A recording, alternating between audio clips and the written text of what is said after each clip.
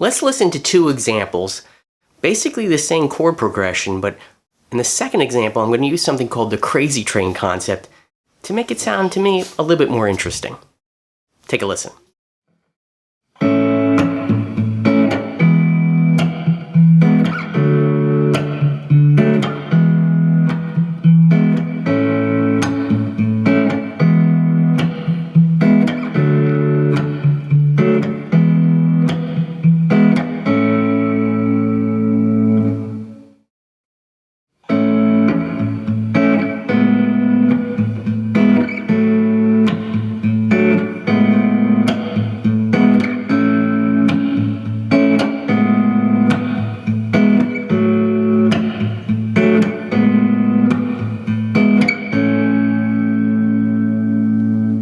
So in those two examples, to me the second one sounded a little bit more interesting from a noodling perspective. Let's say you're just playing solo guitar, you just had no backing tracks or things of that nature, and you're trying to come up with something inspiring. You can use what I call the crazy train concept to make your noodling sound a little bit more interesting. So what do I mean? First of all, let's look at the chords. I basically was playing an A chord, to an E chord, to a D chord, to an E chord. And I was just repeating that.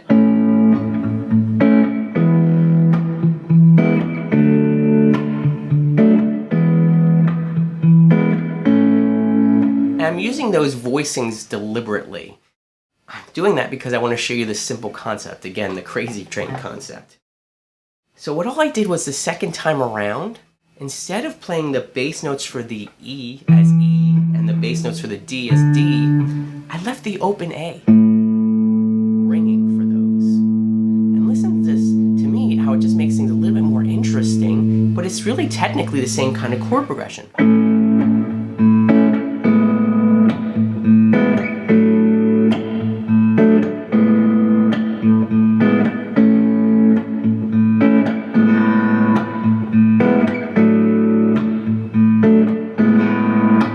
As opposed to this.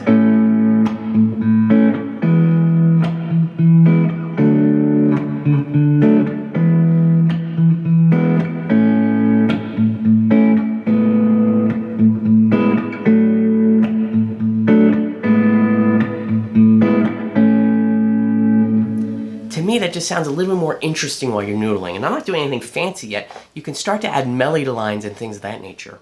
But before I get there, why do I call this the crazy train concept? Well, that's where I first kind of got this idea from when I heard Randy play, and I'm probably going to butcher this because I haven't played this in years.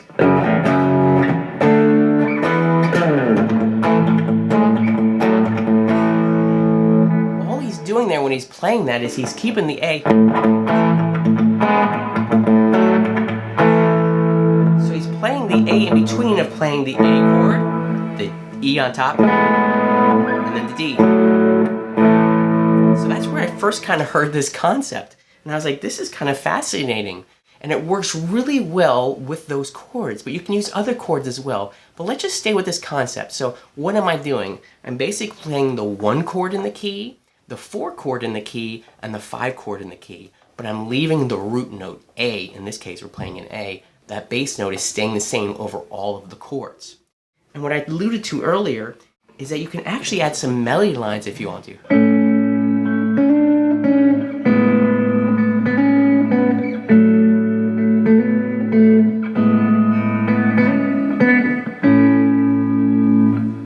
On top of that, you can just really start to experiment with this. But you basically need to know what the 1, 4, and 5 chord are of that key that you're playing in. So how do we find that? Well, you just kind of count up the musical alphabet. If we're playing an A, I would go A, B, C sharp, D, E. So 1, 2, 3, 4, I'm on the D chord, E, 5 chord. And that's how I'm getting that. And so what works nice here is we can apply this though in other keys obviously on the guitar. So let's jump to the key of E, because why? We have a nice open string happening.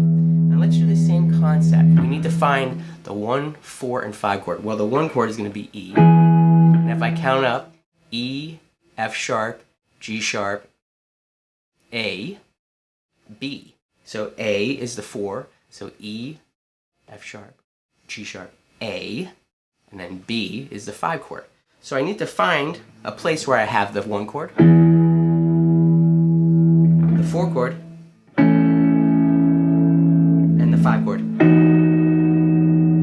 and back to the 1 chord. And you can find these in different places too, right? So let's do this. 1 chord E, I like the 5 chord here, and let me use this shape for the 4 chord A, but obviously I'm going to take this note off because I'm just going to worry about playing the E in the bass step. So now I have this.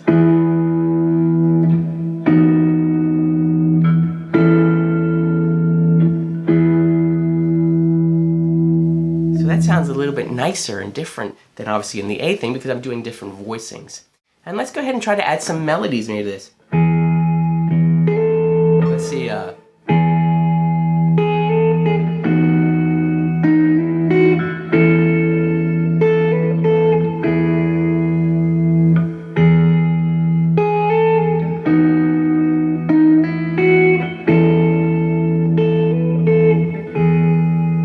all I'm doing there is I'm basically making the 1 chord, and I'm suspending it, putting down the A note on it, and pulling it off. When I go to the B, still with the E in the bass, I'm making it a sus4. I'm going back to the A now, with the E in the bass, adding the 9th, B on top, back to the E. So you can experiment with this and have fun with it, but the idea is find those chords and do something around those chords, the 1, the 4, and the 5 chord. So this works really well, obviously, with the 1 chord, the 4 chord, and the 5 chord, but experiment with this. Try it with other chord combinations, but keeping the root note, the bass note, the same, and see what kind of cool combinations you have. Now, you can also apply this concept with other types of chords too. I was just mainly using major chords, obviously, but let's start with something like a G minor 7.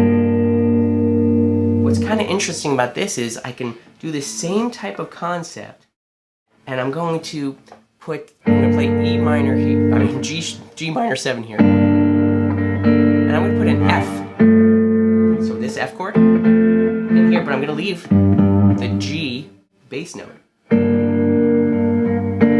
Let me use my thumb and make it easier to play.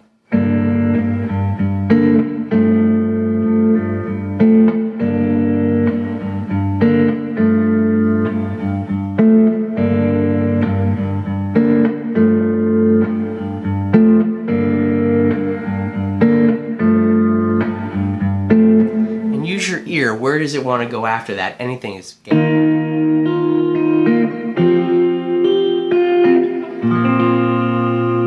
That's kind of where my ear was going with this, but the idea is this gets really moody, doesn't it?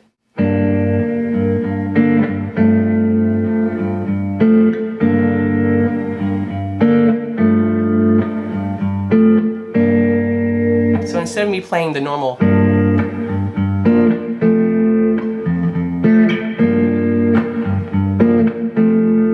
nothing wrong with that, that's a cool vamp. But to me, again, this one has a little more attitude or vibe to it.